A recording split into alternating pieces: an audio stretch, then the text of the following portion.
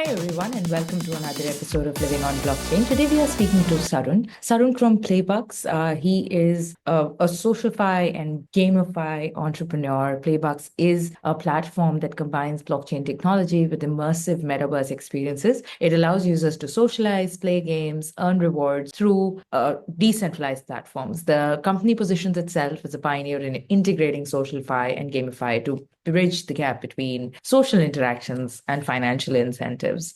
Sarun has been around for a while. His focus is on creating decentralized solutions that can redefine social and gaming experiences. And this was a very interesting conversation because of the kind of traction they have. It is not something that you see every day, that a Web3 platform having immense traction, a lot of users, and a good use case, basically, in a sustainable way.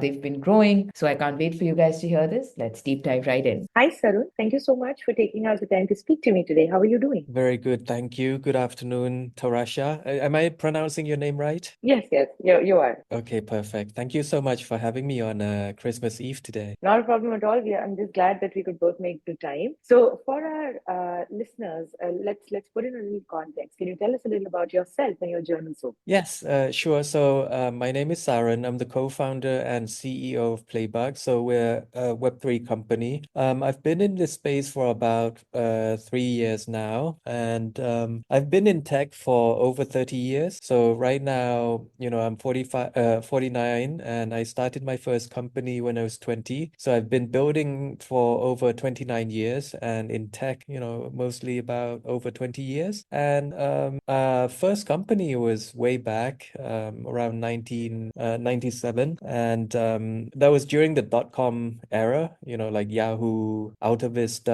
even before Google, Netscape, way back, the OG, right? So I've been building online ever since. And because the evolution from Web 2, to Web 2.5 to Web 3 has been gradual. So I saw that Web 3 was going to be big about 3 years ago. So we pivoted from a Web 2 like cashback company about 2 to 3 years ago into a full-on Web 3 company. And we got invested by people like Binance Labs, Tron, Certic, Anchor, and many, many big Web 3 projects. So here we are now, 2 years on. We've rolled out Playbux to a lot of users. We have over like 10 million registered users. And on chain, we've been number one on Binance BNB chain in the past, number one in terms of users and activity, UAW. So I think we've done something okay, on the right track. And yeah, we just keep building, and here we are. That sounds amazing. So, you guys were already working on a cashback platform, like you mentioned, and you pivoted to Web3, and now the platform is called Playbux. Can you tell me a little about what that platform did and what Playbux does, and how it has perhaps incorporated the Web3 element? Sure. So we were working on something, similar to rebates. Like it's a pure Web2 cashback business. And then we saw the evolution of Web3, and we thought, hey, why don't we get cashback as crypto from shopping? And we presented to Binance Labs, and we got the initial funding. So we spun off the company into a new company, and we called it Playbux, so that we can focus on not just cashback. Playbux is a very open world, more focused on anything entertaining, like shopping, gaming, movies, music, anything that's entertainment, right? So shopping, we consider shopping, I mean, it's not entertainment, but it could be fun for some people, but we put it in that realm. So that's how we moved from the typical cashback business into a more of a gaming slash entertainment Web3 business. Okay, so it was like perhaps an organic evolution. You saw Web3 and you thought that okay, this can work better perhaps here, and you incorporated elements of Web3, and now you are getting basically crypto cashback for certain activities. Would that analogy be correct? Correct. Yeah, totally. So, we just didn't want to focus on one thing because from our experience, we look at the user behavior, right? And users are very fickle. So they jump from one place to one place all the time. And why not offer more than just shopping, right? When you're on a platform. That's the thought. We just wanted to offer something like one place for everything for crypto related entertainment services. So when you think of Playbux, you can think of anything entertaining, like gaming, movies, music, cashback, shopping, and anything in the future that we consider entertaining. Okay. So how is your platform, say, different from a Lolly? Like the Lolly platform gives you Bitcoin back or some Satoshis back whenever you're making a transaction on certain websites. How would Playbux differentiate itself from platforms like that? Sure. As I mentioned, because a lot of projects focus on one thing, which is always, is good and to be focused. But from what we've done in the past, we saw that, users like to have a variety of selections when they visit one place. So, they always get entertained, and we can pivot from one service to another because, in Web3, people are always moving. They're always looking for the next best thing, the new tech, and the new service. So that's why I think from day one we made it intentional to be very open, to be entertaining, to be just not just a one trick pony. So to compare ourselves to other projects, I think that's a difference. We're like 10 projects in one, basically. If you look at our website, we have watch to earn, we have walk to earn, we have play to earn, we have shop to earn. I mean, we have so many things going on, and we're about to launch a lot more. So that's I think the key difference is that we have a variety of many entertaining services.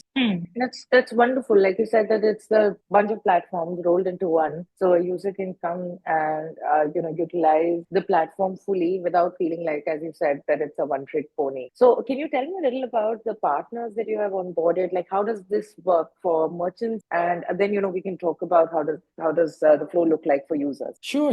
So the partners we have, the global, really large partners, merchants like Nike, Adidas, in Asia, because it's geolocation. So in Asia, we have things like Lazada, Temu, AliExpress, the more Asian flavors. But if you're in America, you will see things like Nike, Adidas, the American brands.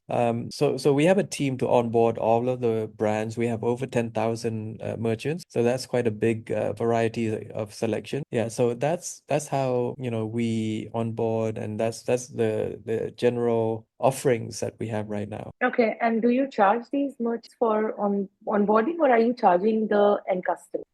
The all the cashback is actually from affiliate income. So this is similar to an affiliate business where the merchants have promotional budgets, right? And then these budgets they pay us, and then we pay back the customers as cashback, and we keep a little bit as profit, but we give most of it back to our customers. Okay. Now I understand. So for like say somebody who's new to Web3, how would you perhaps explain what the platform does and the possibilities that they can explore when coming onto your platform, and then perhaps maybe shed a little light on the user flow for any user who's coming on your website to utilize the platform. Sarun, I can't hear you anymore if you're saying anything. That's what we try to brief our UX UI designers to make sure that everyone, new users, can come in and totally understand Web3 without much knowledge. That's why we have like email onboarding. All you need is like a Google account, and you don't need any wallet until you do. So you only need to learn about Web3 after you collect cashback or you collect prizes like NFTs or USDT, because we have so many prizes to give out. Like, and if we give out a lot of USDT for lottery, NFTs, all these cool digital products, right? And then you don't need to learn anything until you want to withdraw the money or the NFTs. And this is very good for education, right? Because most people, if they come in and instantly you need to teach them you need to download Web3 wallet, learn about seed phase. People just shy away from that because it's very complicated and they get scared because everyone thinks everything is a scam now. So we intentionally make it the funnel from the beginning as email, Web2, and then you can learn everything. You can shop, you can play games with your email address, and then only after you win prizes and when you want to withdraw these prizes, do you need to learn about wallets and Web3 technology. So this forces you to learn and understand what Web3 is. So you need so that you can withdraw all of your money. Yeah. Okay, awesome. So, obviously, you're trying to make something that is that would be familiar, say, to a Web2 user as well, and they can come on the platform and get like points and lottery tickets, like we mentioned, NFTs, etc. And only when they come to a point where they have to withdraw, do they need to actually engage in anything that is a little complicated to perhaps the untrained eye and to do with Web3. So that is good. Can you tell me a little more about the Playbux token economy and how do you incentivize engagement and provide like tangible rewards? You mentioned that the rewards that you're giving to the users from the brand itself is affiliated to, but what about the token economy in itself? Sure. So we try to make Playbug the ecosystem focus on P-Bucks, right? So P-Bucks, we're listed on Bybit, Gate, where else? Mexi, many exchanges, KuCoin. And a lot of times when you play or you use our services like lottery, watch to earn, you win P-Bucks, or you need to stake P-Bucks like stamp to earn or conquer to earn. You need to stake, kind of like stake or spend P-Bucks to play. And mostly it's a zero-sum game. We've designed everything to be self-sufficient. So, it's not like in the past where a lot of projects mint new tokens endlessly, and then the token becomes really low in value because you keep on minting new tokens, right? So our management decided that we should change the way we incentivize or gamify the project. It's more like play to win or play to earn. Just redesign this play to win, play to earn system where we don't mint new tokens. What we do is we use the tokens, the P-Bucks tokens that the end users put in as prices. So let's say for lottery this season, season number 5, I think there was over like 1 million P-Bucks staked. We use the 1 million Wow. bucks as prices, right? So Hmm. we don't put up our own money. That's good, right?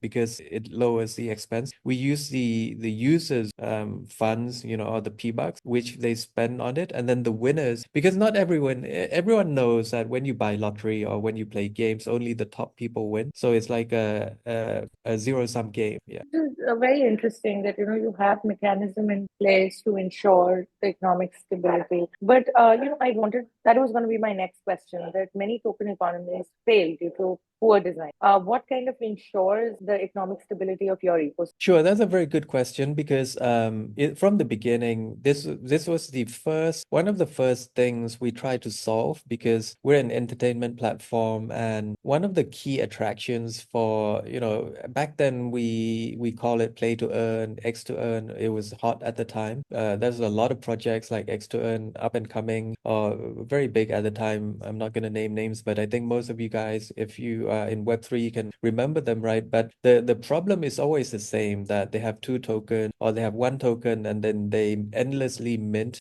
new tokens for winners and keep printing and printing and printing. It's like endless printing of money, and then in the end it inflates and it becomes useless, right? It becomes like monopoly money. So we didn't want to do that. We didn't want to go that way. So what we designed was a zero sum mechanic where it's like a lottery pool, basically, like the mega jackpot or national lotteries, where we use the funds from people or the users to give back. So although there's advantages and disadvantages, the advantage is that you never go broke, right? Because it's self-sufficient. But the disadvantage is, the prices might not be as big or exciting, because in the bull run, when you mint new tokens or just give out free tokens, people love it because because it in the bull run it's got a lot of value, right? But then when you mint too much, there's too much.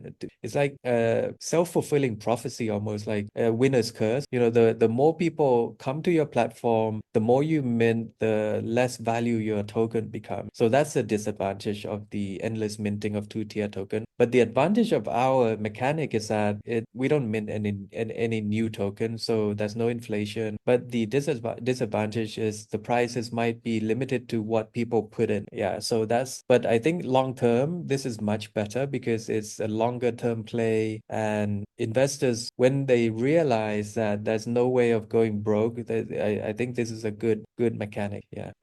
No, it sounds interesting. I think you do have those checks and balances. I think a good economy or any token economy needs to be designed on that particular premise that there needs to be good checks and balances. And I think the way you have designed your ecosystem is a step forward in that direction. Thank you. So, can you tell us a little? So, I read a little up about Playbux, and my understanding is that you guys are doing something in the metaverse as well as incorporating AI in some way. So, let's start with the metaverse element. Can you describe that to me, and then we can perhaps talk about the AI element? Sure. In the beginning, about 2 years ago, if you remember, Meta or Facebook rebranded to Metaverse, and the word Metaverse was a big thing. So back then, we wanted to offer the Metaverse experience, but over the 2 years, we saw that it was still too early because the experience or the virtual experience is not, I don't think it's there yet. So we kind of like going hybrid. We blended the metaverse with web, just a web, what do you call it? A web view format. So it's like a semi metaverse right now. It's like Metaverse 2.5. I'm not sure what to call it. So for example, if you go to shop to in our website, watch to earn in our website, all you need to do is click on a banner and then you go into the verse. So it's not like you're always in the metaverse. You're only in the metaverse. You only walk into a room when you select the service. We did this because we tried exploring. We had like a test of full-on metaverse, and then it becomes like a graveyard, right? Because only 5 or 10 people would be seen at the same time, and it doesn't feel populated. It doesn't feel busy. It doesn't feel lively. So that experience, I think it's got drawbacks, and the graphics is still not, it's not like real life yet, but I think in the very near future it will be. So right now we're still in the half-hybrid or hybrid metaverse mode where it's web view in the beginning. But when you select a service like walk to earn, shop to earn, or play to earn, then do you go into that room where it is more like 3D, 2.5D, and walk around in a room. Yeah. So that's the metaverse side. You Yeah. also have the AI. Right. Can you shed a little light on how you've integrated AI to improve, say, the user experience, or is it more for the back end aspect of it? Sure. So the AI is more for the back end. We explored AI about 5 years ago. It was the very beginning of AI, right? And we pitched it to the government, and the government actually gave us a grant in Thailand to study AI. And at the time, we call it RI, which is real intelligence. So this AI is very particular, is very smart, because what it does is essentially it separates all the what do you call it? All the data points into 5 boxes, into 5 like buckets. So think of a human being. So what we did was very human-like. We tried to reverse engineer the actual human mind, right? So the human mind, we believe, consists of 5 things, which is because I remember it in Sanskrit or Buddhist teaching. It's like touch, feel, smell, sight, sound, and overall feeling, right? So of your experience. So let's say we try to tabulate a computer, like an apple. If you touch it, it's metallic. So that's one box. And then if you smell it, it's got that apple smell. I'm not sure how to describe it, like a laptop smell. And then the sound of it, if you click it, or there's like clicking sound. So that's how we basically compartmentalize an object into 5 different categories. So we mapped out millions and millions of products and basically broke down all the products into 5 of these dimensions. And then we overlay what you like. So let's say you like things that's black, or it smells like chocolate, or touches like, the touch is soft. We know that you're gonna like maybe chocolate that is soft, something like that. And I think you're starting to get the gist, because every object, well, they have the same breakdown. So that's what we're doing on the back end. So we're breaking down the understanding of your needs, of what you like, the shape you like, the sound you like, the smell you like, the touch you like. And we're trying to offer you the best match of your personality. So that's our back end in a nutshell, how our AI is doing the job. This is very, very interesting, and I can't wait to try out the platform to see how this is kind of playing into action. Creating a platform like this, I'm sure it must have come up. It would have thrown you a lot of technical as well as business challenges.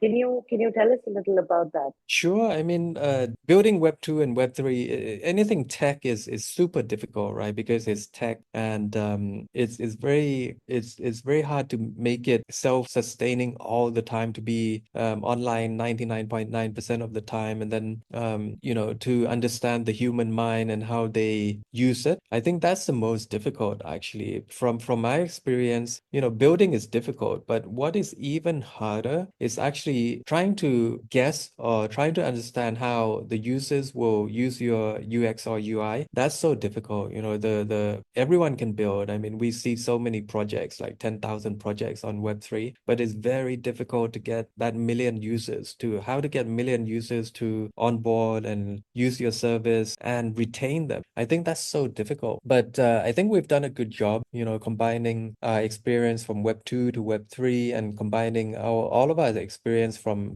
e-commerce and everything else. Trying to understand how to, I think it boils down to understanding the users really, really well. Right. Yeah, and I think we've done it quite well, because as I mentioned earlier, Playbux, we reached the #1 most used service on BNB chain, which is a very good sign. We had over, I think, 15 million registered accounts, which is quite a lot for Web 3. So I think a lot of times we Web 3 people try to over engineer, right? But we forget about the user journey, or the simplification of user onboarding. But here at Playbux, if you try our service, I think a lot of it is quite trivial. It's quite simple to understand, and it's quite logical, and it's self-explanatory. Explanatory. What how do you say? Self-explanatory. Yeah. Yeah. I forget how to pronounce it. So Yeah, that is okay. Happens to the best of us. yeah. Yeah. So I think that's what is actually the most difficult. It's not the tech side. The most difficult is actually trying to get the users to come and try it. And then even more difficult is to get them to come back and use it. Right. I would more props to you guys that you've been able to like make this so popular, and you've been able to get resonate with the user in such a big way. And we'll come on that in just a minute. But I would like to talk about the platform itself. Does it have any limitations in terms of which user can use it geographically? Like, do you have any country-wise limitations, or is it available globally? Right now, it's available globally. Okay. Yeah, I mean, as long as you have an email address, yeah. Okay. And how do you address issues like market volatility, regulatory compliance while scaling the platform? Sure. I mean, we just do advertising, or I mean, we don't market in any countries that's considered, gray. So we just focus on countries that's open to Web 3, and yeah, and that's the way we do it, right? So we try to stay away from any regulation issues, And in the past, I think that's worked out quite well. Okay, all right. And now, let's talk a little about the community. You have such a huge user base. I'm sure that there are, entrepreneurs will be listening and who want to know your secret sauce. How did you get to this point? Like, what was that journey like? What did the marketing look like? How did you ensure that, your community feels engaged enough and they are utilizing the platform enough so that it has risen on top of all of these charts? Sure. Can you tell us a little about that? Sure. As I mentioned, we're very serious about simplicity, user onboarding, UX, UI. So I think that's the beginning mindset, right? To make everything quite easy, flowing to understand. And then when we first launched, we had huge promotions. I think it's so important initially when you launch to go big, to give something really big so that users cannot say no, right? So they always win, or they always get something back without paying much, just to try our service. And what we did back then was we had like a lot of service where users can try for free, but then they can win really big prizes. So a lot of people tried and they told their friends about it, that, hey, that's this service, it's all free, but I want this and this. I want like free NFTs. I want like free prizes. So we had a huge word of mouth going, and a lot of people actually like told their friends, like friend get friend, and it organically caught on, and we were overwhelmed with the response. So I think the real key to success here is a combination of many things, like having a good product and having a simple product to understand, and also a really strong promotional program where users always feel like they're winning. I think that's very important. Ensuring that users are always winning. I think that there's a lot of wisdom in that one sentence. If you're creating something that is user facing, then ensuring that the user has a good time on the platform, it's solving a pain point, and in general feels good after using the platform, would ensure that your platform is successful. Exactly. So, are there any partnerships or collaborations that you'd like to highlight? Sure. One of our key partnership is with iQIYI. So they're one of the world's largest. It's like the Netflix of Asia. We do watch to earn competitions with them, where users, all they need to do is watch movies, Hmm. and the more movies they watch, the more they earn. So it's a very simple process. They don't need to do much, just watch movies and win. Yeah, so that's it. So the I think top 100 or top 1,000 people, users, they just win free prizes. Yeah, then and it doesn't cost them a penny. Wow, that's brilliant. Get paid for watching a movie. Correct. I mean, I think a lot of people spend countless hours on Netflix or YouTube anyhow. So why not spend it on our platform and also win prizes? Sounds like a win-win to me. I think a lot more users, would storm your platform and would want to watch movies and win prizes. I think this is sounding really wonderful. As you mentioned that this is not a one-trick pony. It's not just for shopping, but it's like an entire entertainment ecosystem that you guys have created. That if you're doing something, if you take an action online, which is motivated by just out of the fear of boredom, perhaps, then you should do it on Playbux, because you guys are solving for that. Sure, sure. I mean, if anyone's interested in, learning, exploring in Web3, or just have some free time, I think our platform is the perfect place to come and just hang out, just have some fun, and win some free prizes. Yeah, sounds very cool. So, what is next for you guys? Like, what is the next big milestone that you guys are looking forward to for Playbus? And then, I would love for you to touch upon personally as well. Like, what does the next big milestone look for you professionally as well as personally? Sure. As the bull run, is entering, as we're entering the core part of the bull run, the hardcore upward only bull run. We have many products launching. We are very serious about gaming. So we have this game called Pop Bucks coming. Okay. It's a very simple game where you use our NFT and then you just click. It's like a click to win game. The more you click, the more you win. But you need some NFTs. Well, you don't need, but if you have NFTs like Playbux NFTs, you win more prizes and you earn more points. So that's launching next month in January. That should be a big game. And then we have another huge game called Bucks Royale. So that's similar to Clash Royale. Royale, but it's a Web3, it's a tower defense game. I think that's one of our biggest game to date, where users can fight each other and then you can win. So you can compete to win your opponent's funds. So it's like a fun way to play game against your friends and then take their money. So a lot of times you play with your friends, but it's just there's no rewards, or there's no skin in the game, right? But in Web3, it's all about incentives, it's all about a little risk. So this game allows you to fight with your opponent or your friend, and then you can stake P-Bucks or you can stake USDT, and the winner can walk away with your friend's fund. So I think that game will be something fun. And the Sounds next very interesting. Yeah. yeah, I think that's going to be a huge product, hopefully. We invested a ton of money in that. And also we have another game called Rock, Paper, Scissors. That's I think that's going to be super addictive. Similar to Bucks Royale, what you can do is basically just stake use your funds and fight your friend Rock, Paper, Scissors. You can put anything down like NFTs, USDT, P-Bucks, and then the winner of the Rock, Paper, Scissors can walk away with the prize pool. So super simple games coming up, very fun, very risky, kind of like exciting, similar to it's not like a casino, but it's like a real life challenge, where Hmm. you play game and win real prizes, right? Because right now you play a lot of games online, or you play FIFA, or you play all of these games, PUBG or Free Fire, but you don't win real life prizes. But this one, I think Web3 allows you to do that. So that's what Hmm. we're doing for the next 2025. Yeah, in the year 2025, more focus on gaming with real life skin in the game. Very interesting. These are sounding like highly addictive games. I think with games, either they have to be very, very complex, or they have to be very simple for them to really land well with the users. Yes, hope so. Hope so.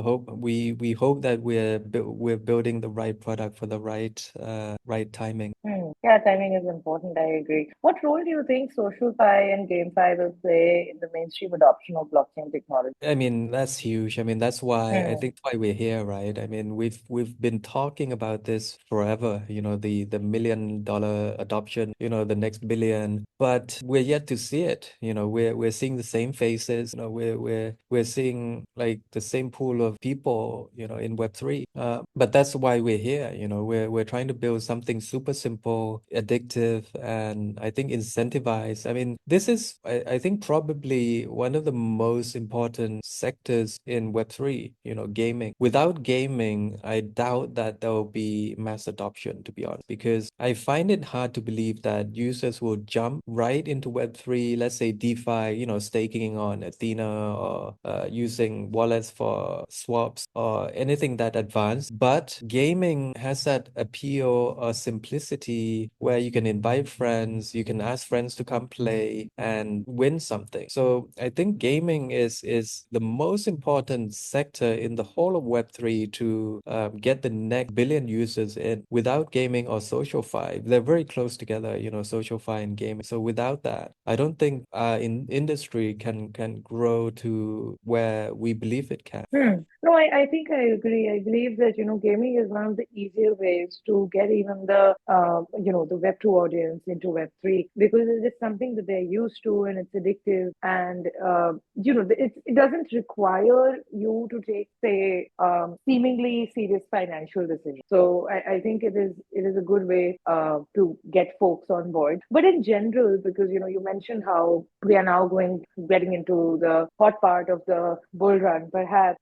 Can you tell us a little about your outlook on the Web3 ecosystem in general? Like, how do you feel this playing out in this particular bull run? What are the kind of sectors, niches you think would do well? What should builders keep in mind? Sure, I think this is going to be the best bull run ever, right? Because of the new President Trump, and he's clearly said that he's going to make America the crypto hub of the world. He's backing DeFi. He's got his own fund. He's got his own NFT collection. He's the craziest like crypto president in the whole world. I think he's like the number one marketing what do you call it, mascot for crypto, right? We got the American. Imagine saying this 10 years ago. I think Right. people will. Nobody could have imagined it. Yeah, that's true. Nobody. I think nobody could imagine that the next president of America is one. I think he won because of this, because of the crypto pitch, and I think it was the turning point where it really changed the dynamic of his election. And I think this upcoming bull run is going to be defined by all of his policies for crypto, being more relaxed than the past, and definitely all the builders is loving it. As you can see, we've already hit 100K just weeks after his election, and then on the 20th, we're 26 days away from him taking the office. So I think that's like the next big up, the next big leg up on the 20th around. So, and afterwards, when he starts making all the policies, he claimed that he'll use Bitcoin as a reserve. I think if that is true, not only America will do it, I think everyone, we saw CC tweeting that Saudi Arabia's got 40 billion in Bitcoin, right? They bought up. So it's going to be a Right. race by Bitcoin for this bull run. Hmm. So I think for anyone who's in crypto, this is the most exciting time. I think this is going to be the biggest bull run in history, right? I think the only thing I worry is the geopolitics, or Hmm. all the little, well, not little, all the wars that's really Yeah. brewing right now everywhere in the world, Middle Yeah. East, Russia. I mean, it's crazy. I just hope that Trump can put the fires out, and it doesn't escalate into something more. So I think that's the only thing I am fearful about for the next couple of years. Yeah, I think everybody is feeling fairly bullish, especially after the president-elect. He's shared his ideas and his vision, and especially the fact that he wants to build a Bitcoin reserve. All of these are very positive signs for the industry. And like you said, apart from the geopolitical events, which are very unfortunate, sad, there is little that will throw off this particular party, of course. Yeah, exactly. So I think without anything, crazy going on in the world, I think we're gonna have the best ever bull run. Let's hope. Yeah, I think every time the cycle repeats, it gets better and better because there are more people who can see the advantages that decentralized technologies bring to the table. They see real use cases. There are wonderful founders that are building, every cycle, and a lot of those products, they stand the test time, which means a greater adoption. So I think the market is maturing with every cycle. For sure, for sure. I mean, we as builders, we try to, as you know, I mean, I can't say much about the other areas, but we're in GameFi, right? We're in the Mm. entertainment. We're trying our best, very, very best, to adopt, to bring in the new people to do our part. But I believe we have so many great projects, right, this season. Real useful projects that really can pay off to, for example, staking, and you get like 12 to 15% on Athena and things like that. I think that's the little bit more challenging for the new users, but these Mm. are we bring in the people, and then they learn, and then they can move up to the more difficult tasks. So there's so many great projects out there that's ready for the next billion. Yeah, I agree totally. Can you give some advice, perhaps, and maybe point out a few resources as well for entrepreneurs who are building in the space, and also for folks who are looking to build in the game side? Sure. I mean, I think it's becoming to be super open, it's becoming harder and harder, right? To build, because the industry is moving forward quickly, and we're seeing bigger and bigger players, and it's always more difficult as the industry is more mature, because there's incumbents, but I think we're still a little bit early. So I think one of the key lessons that I learned is to simplify things, right? And as I mentioned, tech is difficult. Tech seems difficult, but it doesn't have to be. Users don't really care about what they don't see. they only care about what they see and experience, right? So no matter how good your tech is, but if you cannot convince or if you cannot communicate to the users that your tech is friendly, your tech is usable, it's simple to use your product. So I think a lot of times Web3 people, we get caught up by, TPS, or we get caught up by all the technical stuff to make it advanced, but we forget about UX, UI, user adoption, promotions, the typical onboarding or marketing or retention stuff. And today, these days I still try new products, and I'm really, what do you call it? I'm stuck, to be honest, by sometimes how I cannot even understand how to use the Yeah, product. As right, as yeah. as a seasoned like a builder, I go onto new website, new services, and there's no instruction, there's no tutorials, no guide. It's quite mind-blowing sometimes how we forget all of the most important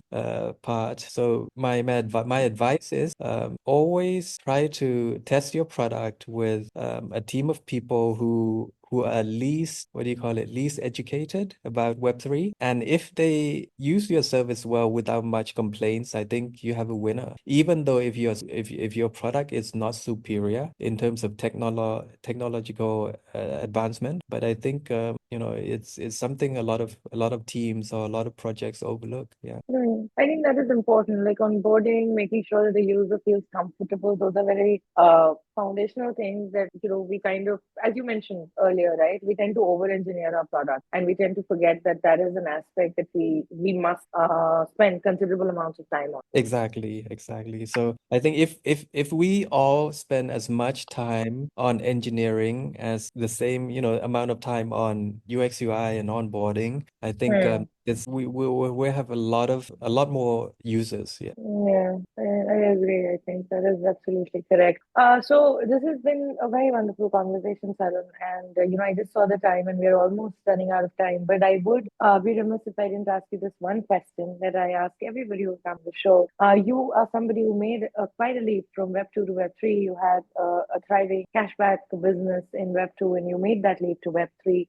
If somebody is facing with a similar dilemma, what will be your suggestions to them so that they can truly start living on blockchain? Yeah. I mean, it's a very difficult decision, right? I mean, there's so much risk. There's so much questions. I mean, what if? Do I do it? Do I do it not?